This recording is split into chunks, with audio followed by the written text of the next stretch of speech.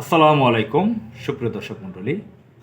সম্প্রতি অন্তর্বর্তীকালীন সরকারের প্রধান উপদেষ্টা প্রফেসর ডক্টর মোহাম্মদ ইউনূস জাতির উদ্দেশ্যে ভাষণ দিয়েছেন। সেখানে তিনি উল্লেখ করেছেন যে 2025 সালের শেষে অথবা 2026 সালের প্রথম দিকে জাতীয় নির্বাচন অনুষ্ঠিত হবে। অলরেডি নির্বাচন কমিশন তো গঠন হয়েছে, তো অনেক কয়েকজন ভালো ব্যক্তিরা সেখানে কমিশনার হিসেবে নিয়োগ হয়েছেন, যেটা বুঝতে পেরেছি। আর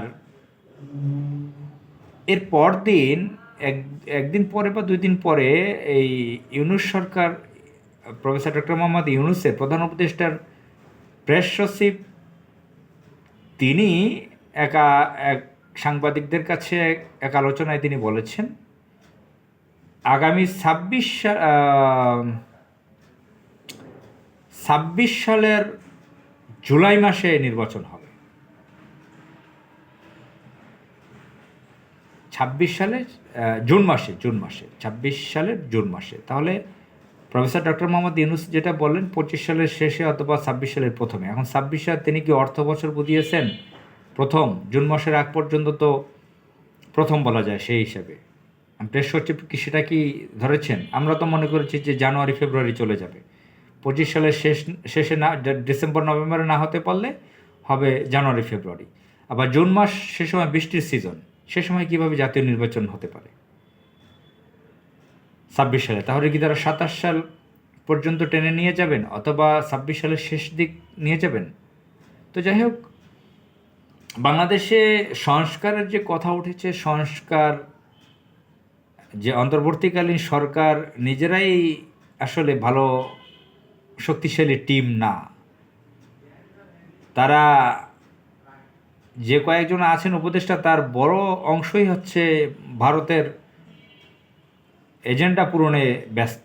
আওয়ামী লীগকে এখানে পুনর্বাসিত করার জন্য চেষ্টায় আছেন। তারা 111-এর কুশীলব, তারা এনজিও লোক, তারা প্রথম আলো ডেইলি স্টার ঘরানার লোকজন, চরম বিতর্কিত ব্যক্তি, বিভিন্ন ধরনের নষ্ট কাজ করা, নাটক সিনেমা তৈরি করা, ব্যভিচারী কাজকর্ম করা, বিভিন্ন অপকর্ম করা, আর ড্রাগ এডিক্টেড লোককে বানিয়েছে কালচারাল মিনিস্ট্রির অ্যাডভাইজার বানিয়েছে।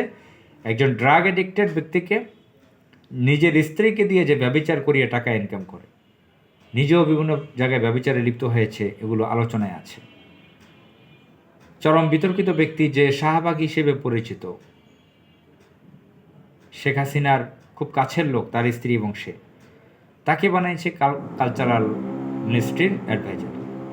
তো এরকম আসিফ নজরুলকে নিয়ে তো আলোচনা উঠেছি যে সে কি বাস্তবায়ন করতে চায়, কি মিশন নিয়ে নেমেছে। এখন তাদের নিজেদেরই তো সংস্কার দরকার। এই ধরনের দুর্বল স্ট্রাকচারের অন্তর্বর্তীকালীন সরকার দিয়ে প্রফেসর ডক্টর ইউনূস কত দূর আগাবেন? এদিকে বিএনপির লোক অস্থির হয়ে গেছেন নির্বাচনের জন্য অস্থির হয়ে গেছেন। তারা বুঝাতে চান যে আমরা গণতন্ত্রকামী মানুষ, আমাদের দল গণতন্ত্র ডেমোক্রেসি পছন্দ করে, আমরা নির্বাচনে বিশ্বাস করি। বাস্তবতা হচ্ছে বাংলাদেশের পাবলিক পারসেপশন, বাংলাদেশের পাবলিক জনগণ যেটা মনে করে বিএনপি হচ্ছে ক্ষমতার পাগল। অন্তর্বর্তীকালীন সরকারের নানান সমস্যা আমরা দেখতে পারতেছি চোখ দিয়া। সমস্যা অবশ্যই আছে, তাদের কারেকশন হওয়া দরকার। 17.5 বছর অবৈধ সরকার ছিল বাংলাদেশে, রাষ্ট্র ক্ষমতা। 15.5 বছর দিল্লির সরাসরি এজেন্ট শেখ হাসিনা ছিল। তারা ফ্যাসিজম সন্ত্রাসী করে বাংলাদেশকে লুটপাট করে শেষ করে দিয়েছে। সমস্ত ডিপার্টমেন্টগুলো ধ্বংসের দ্বার প্রান্তে। এগুলো ঠিকঠাক না করে নির্বাচনটা কিভাবে দেবে? এখন দুইটা কাজ করতে হবে। এদিকে হলো এই অন্তর্বর্তীকালীন সরকার অনির্বাচিত হলো, কিন্তু তার জনগণ তাদেরকে একটা বিপ্লবের মাধ্যমে তাদেরকে বসিয়েছে। অলিখিতভাবে হলো, তাদের সাপোর্ট আছে বাংলাদেশের মানুষের। অত্যন্ত শক্তিশালী সরকার হওয়া দরকার। সে ধরনের শক্তিশালী সরকার এরা হতে পারেনি, সেটা হওয়া দরকার। আসিফ নজরুল সহ যারাই বিপ্লব ধারণ করতে পারে না, যারা ভারতের ইচ্ছা পূরণ করার জন্য এখানে আছে, মির্জাফর ক্যারেক্টারের যারা আছেন তাদেরকে বের করে দিয়ে শক্তিশালী একটি সরকার গঠন করে সত্যিকারের সংস্কার করে নির্বাচন দেওয়া দরকার। আর এদিকে বিএনপির লোকের ধৈর্য বাড়ানো দরকার। বিএনপির লোক মির্জা ফখরুল ইসলাম নির্বাচন নিয়ে যে অস্থির হয়ে গেছেন, মির্জা ফখরুল কি মনে করেন নির্বাচন দিলে বিএনপি জয়ী হবে এবং তিনি মন্ত্রী হয়ে যাবেন, এলজিআরডি মন্ত্রী হয়ে যাবেন, বা অর্থমন্ত্রী হয়ে যাবেন, বা যোগাযোগ মন্ত্রী হয়ে যাবেন, বা স্বরাষ্ট্রমন্ত্রী হয়ে যাবেন? তিনি কি অস্থির হয়ে গেছেন মন্ত্রী হওয়ার জন্য? তার স্ত্রী, মেয়ে, সন্তান, পরিবার থেকে কি চাপ দিচ্ছেন যে বলো নির্বাচন দেওয়ার জন্য?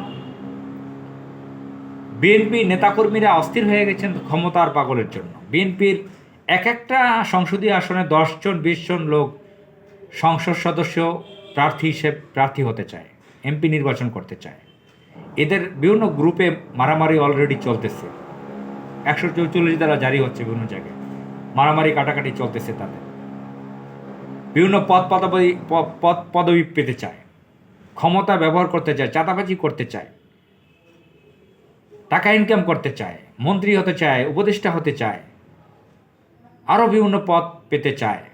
অস্থির হয়ে গেছে। তারা কি মনে করে বাংলাদেশের মানুষ নির্বাচন দিলেই বিএনপিকে তারা জয়ী করবে আর বিএনপির মির্জা ফখরুল, আমির খসরু, মাহমুদ চৌধুরীরা মন্ত্রী হয়ে যাবেন? এটা কি সহজ ব্যাপার? সে আগের দিন কি এখন বাংলাদেশে আছে? আমিও চাই একটা নির্বাচন দরকার, বাংলাদেশে তাড়াতাড়ি হোক, কিন্তু এখন আসলে ইনস্টিটিউটগুলো, বাংলাদেশের সরকারি প্রতিষ্ঠানগুলো যদি ঠিকঠাক না করে নির্বাচন দেয় তাহলে পরিস্থিতি কী দাঁড়াতে পারে? আর এত নির্বাচন করে এই জুলাই অভ্যুত্থানে, এই বিপ্লবে বিএনপির ভূমিকা কী ছিল? ব্যক্তিগতভাবে আমি তো রাজপথে ছিলাম, আমি বিএনপির লোককে ডেকেছি। জুলাই মাসের শেষে যখন আমরা নেমেছি ঢাকার প্রগতি সরণিতে, আপনারা জানেন কুড়িল বিশ্ব রোড থেকে বসুন্ধরা থেকে রামপুরা পর্যন্ত এটা কোন ধরনের ময়দান ছিল, এই রাজপথ, সেখানে আমরা থেকেছি। আমি ওই সময় বিএনপির লোক, আমার বাসার কাছের লোক, আমার বাসা থেকে 3 কিলো দূরে যাদেরকে চিনি বিএনপির লোককে ডেকেছি, আমি পাই নাই। তারা যায় না, আমাকে আরও ভৎসনা করেছে। তাদেরকে ডেকে পাই নাই রাজপথে। 15.5 বছর তাদেরকে ডেকেছি, পরামর্শ দিয়েছি, যায় না তারা রাজপথে, চিপায় পালিয়েছিল। মির্জা ফখরুলের বক্তব্যগুলো দেখেন, গত কয়েক বছরে কি ধরনের বক্তব্য দিয়েছে আন্দোলন নিয়ে। কি ভূমিকা ছিল জুলাইয়ের বিপ্লবে? তাদের কোনো ভূমিকা ছিল না, তাদের তেমন একটা ভূমিকা ছিল না। তারেক রহমানের অবশ্যই ব্যক্তিগতভাবে তিনি একটা ভালো উদ্যোগ নিয়েছিলেন শেষ দিকে এসে। বিএনপির যে এই হারামখোরেরা তাদের নেত্রী খালেদা জিয়াকে বাড়ি থেকে টেনে হেঁচড়ে বের করেছে শেখ হাসিনা, তারা, এই বিএনপির নেতারা প্রতিবাদ করে নাই। বালুর ট্রাক দিয়ে তার বালি আটকে রেখেছিল বেগম খালেদা জিয়ার, তারা প্রতিবাদ করে নাই। তারা 28 অক্টোবর 2023 ছোট একটা ফাঁকা গুলি করেছে পুলিশে, সাউন্ড গ্রেনেড মেরেছে, কয়েক লক্ষ লোক, বিএনপি লোক পালিয়েছে কয়েক মিনিটের মধ্যে। কোনো একটা আন্দোলন সফল করে নাই। মাঝে মাঝে তারা নয়াপণ্ডের লোক জমিয়েছে আওয়ামী লীগের সাথে সমঝোতা করে। এরা আবার নির্বাচন নিয়ে পাগল, অস্থির, মন্ত্রী হতে চায়, এমপি হতে চায়। সর্বনাশ! 2006 সালে তারা কেন নড়বড়ে পরিস্থিতি তৈরি করেছিল? ইয়াজউদ্দিন সরকারের মতন ব্যক্তিকে, দুর্বল ব্যক্তিকে তারা কেন প্রেসিডেন্ট বানিয়েছিল? কেমন বিচৌধুরীর মতন বিতর্কিত ব্যক্তি, ইন্ডিয়ান এজেন্টকে তারা কেন রাষ্ট্রপতি বানিয়েছিল, প্রেসিডেন্ট বানিয়েছিল? আবার ইয়াজউদ্দিনের মতন দুর্বল ব্যক্তিকে তারা কেন প্রেসিডেন্ট বানিয়েছিল? কেন তাকে আবার তত্ত্বাবধায়ক সরকারের প্রধান বানিয়েছিল? কেন KM হাসানকে নিয়ে এভাবে তারা ঝামেলা তৈরি করলো? কেন আওয়ামী লীগের ষড়যন্ত্র মোকাবেলা করতে পারলো না? কেন 21শে গ্র্যান্ড হামলার কাহিনী উদ্ঘাটন করতে পারলো না যে আওয়ামী লীগই এটা ষড়যন্ত্র করেছিল? কেন সেই ATN নিউজ, মুন্নি সাহারা, বাংলা, এই তত্ত্বাবধায়ক সরকার ইয়াজউদ্দিনের সরকারের বিরুদ্ধে প্রপাগান্ডা ছড়িয়েছিল, তাদের বিরুদ্ধে অ্যাকশন নিতে পারে না? আজকে তারা ক্ষমতার জন্য পাগল হয়ে গেছে। ধিক্কার জানাই তাদেরকে। সুপ্রিয় দর্শক মণ্ডলী, আসরের আজান দিয়েছে, ক্ষমা চাই, আজান অবস্থায় কথা বলেছি, শেষ দিকে কথা না বলে পারিনি। আসসালামু আলাইকুম।